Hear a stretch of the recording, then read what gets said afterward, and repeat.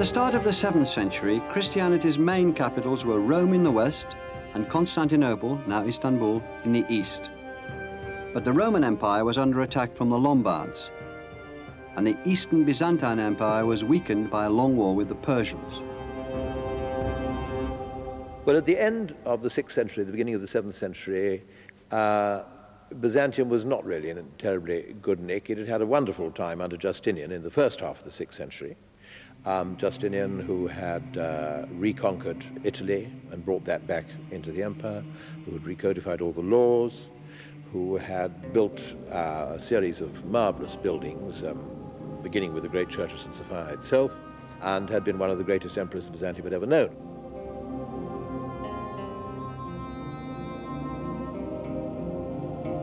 After him, things tailed off, and he was succeeded by a series of mediocrities. So things were not really too good by around 600. The Eastern Empire's powers had been severely reduced, and more political responsibility for the Western Empire was falling to the Pope in Rome. Rome really was on its knees. There'd been a series of famines and plagues. The population was decimated and dropping. The whole of northern Italy was in the hands of barbarian tribes, the Lombards, who were at war with the Roman people, capturing and enslaving Romans. So a once proud imperial race were now almost hunted, and the Pope had to take on the role of ruler of the Roman people, almost in rivalry to the emperor. Pope Gregory was trying to hold together a patchwork of Christian communities spread out across France, Spain, Italy, and North Africa, and to unite them as a single Roman Catholic Church.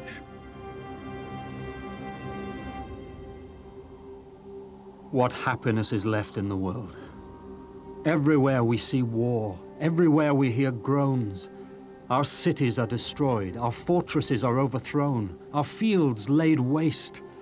See to what straits Rome, once mistress of the world, is reduced. Well, the remarkable thing about Gregory the Great is that although he lives in a time of collapse, he's looking out beyond the ruin to what will turn out to be enormous new beginnings. He's very conscious of peoples not yet properly Christianized on the fringes of what used to be the Roman Empire.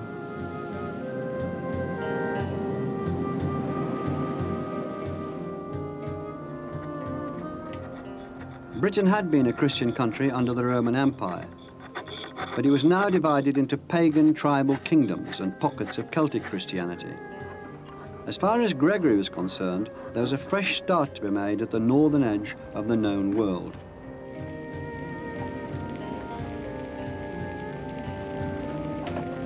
His interest in Britain seems to have been aroused by seeing fair-haired slaves in the Roman market, and he asked who they were because he wasn't used to seeing fair-haired, fair-skinned people.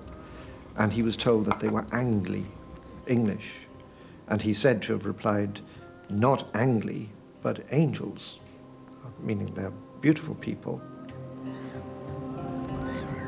Gregory sent missions to convert the Angli in 596 and saw the missionaries' success as proof of the power of the faith. God has brought to the faith even the extremities of the earth. In one faith he has linked the boundaries of the east and the west. Behold, the tongue of Britain, which before could only utter barbarous sounds, has lately learned to make the Alleluia of the Hebrews resound in praise of God.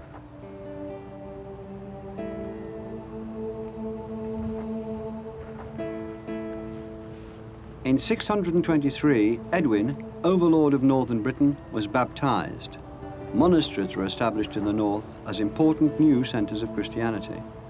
There was a great desire to imitate Roman ways. Englishmen went to Rome to learn how to do Christian things, so that, paradoxically, an area which had never had any tradition of allegiance to the papacy became the center of Roman Christianity.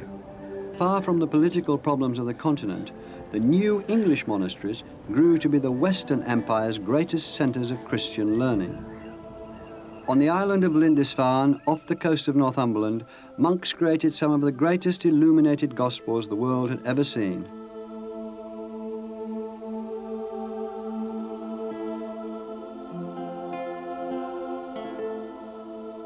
In 664 at the Synod of Whitby, Celtic teachings were replaced by Roman practices and the use of Latin. England was now officially part of the Catholic Church. Gregory's mission was completed.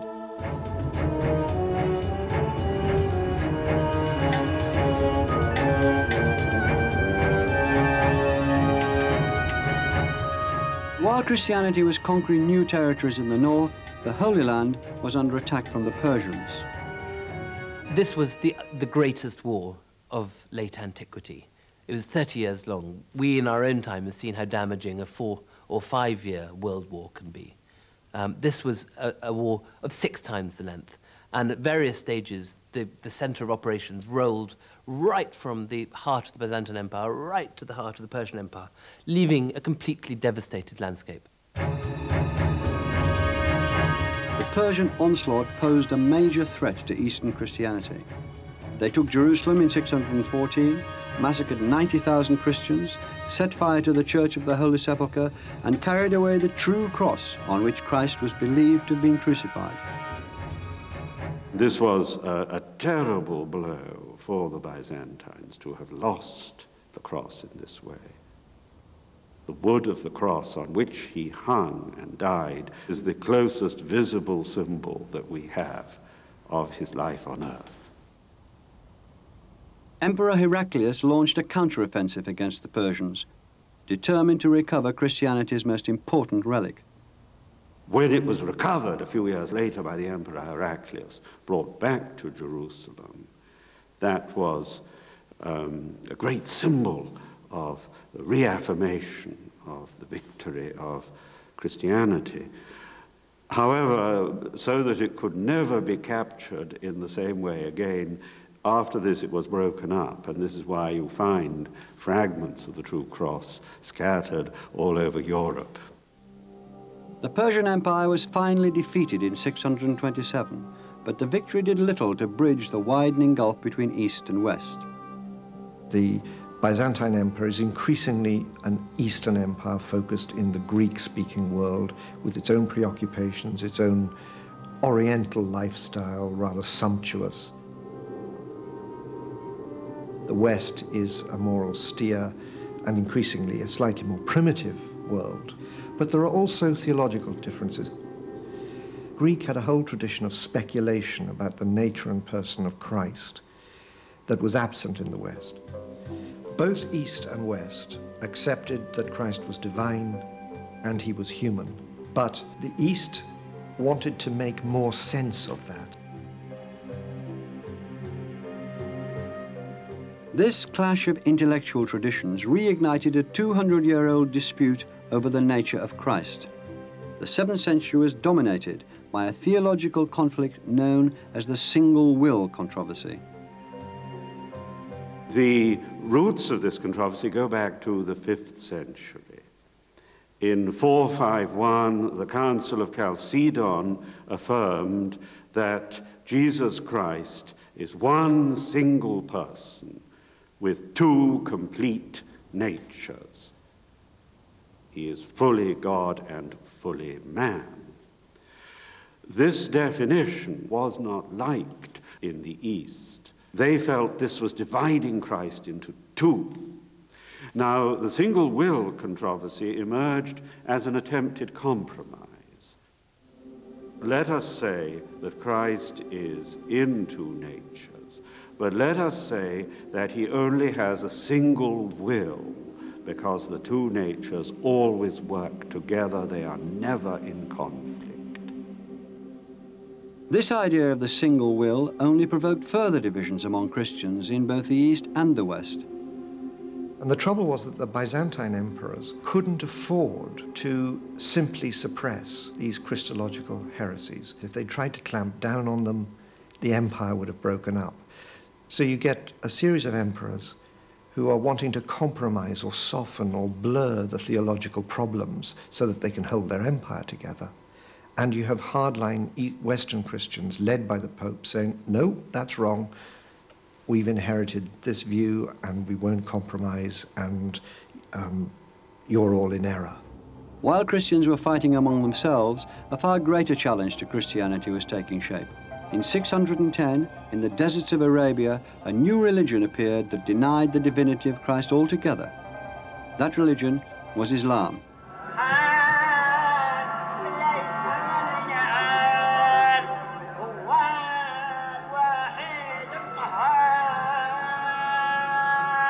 In a cave outside Mecca, the Prophet Muhammad was visited by the angel Gabriel, who took him on a night journey to Jerusalem and thence up to heaven, where he was told to preach the message of the one true God, Allah. The Prophet Muhammad's challenge to Christianity was that he first denied the Trinity. The Trinity to him and to his mission was really a form of polytheism. It makes three gods, and Islam believed in the one God very firmly, and that the Prophet was his messenger. This was the first challenge. The second is to look upon the incarnation, the idea that Christ was a God incarnate. This is too was not accepted, because God should not appear in any form, human form at all. Islam saw itself as a continuation of the religious tradition begun by Judaism and Christianity. It revered Old Testament prophets such as Abraham and considered Jesus to be a prophet. Muslims viewed Christians as part of the same spiritual family, people of the book.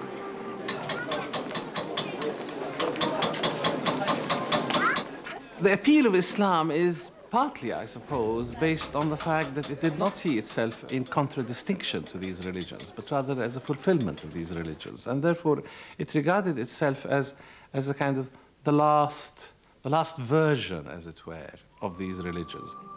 Muhammad's followers wrote down his message as the Quran, the sacred word of God.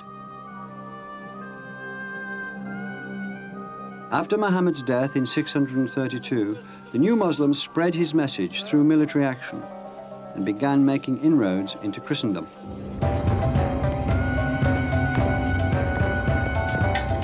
The Arabs had been in the Near East for millennia before Islam. Now they arrived with a new and universal message. This was a message that was fortified by the promise of paradise if martyred in battle, as well as the prospect of immense booty if victorious. Muhammad's successor, Caliph Umar, led the Arab conquests, and in 638 the Muslims seized the holy city of Jerusalem. They just came in like a hot knife through butter. I mean, Jerusalem couldn't defend itself. I mean, it simply surrendered and invited them in. Jerusalem had been in the hands of Byzantine Christians who had expelled the city's Jewish inhabitants in 627. The Muslims showed tolerance towards the conquered people and allowed Christians to continue practicing their faith in return for paying a religious tax. The early Muslim view was that the Christians were an errant rather than a false religious community, and the tolerance shown to them stemmed precisely from the hope that they would see the error of their ways, so to speak, and return to the fold, namely the true Muslim community of God. When you see early Islam and see its relationship to early Christianity, it's quite extraordinary how much Islam took from Christianity. Take Ramadan. Today it seems the very essence of something oriental, foreign and strange, a month-long fast. But of course all it is an Islamicization of Lent, something that any medieval Christian would have been immediately familiar with. When you go to Syria and you see the first minarets in the very earliest mosques that were ever built, they're just church towers. When you see Eastern Christians praying, they pray, as all Christians originally did, by prostrating themselves on the floor in a church which has no pews. That has survived in Islam when it's been lost in Christianity. And in many ways, you see features of the early Byzantine church better preserved in modern Islamic practice than in modern Christian practice. When Islam first burst out of Arabia, I don't think anybody in the Western world probably took it very seriously. They thought this was some sort of tin-pot little movement of some sort of extremely remote and unimportant, obscure Arab tribe. which was going to run into the sand quite soon, and nobody was going to be any the worse off. But then, of course, it didn't happen that way.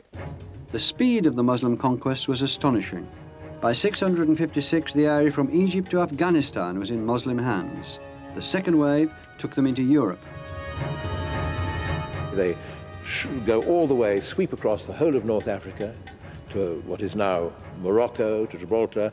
They cross the straits, they take over most of Spain. Within 100 years, they're in France.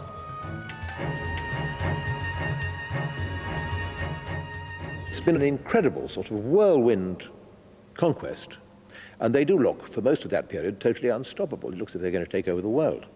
By the end of the 7th century, the map of the Christian world had been redrawn.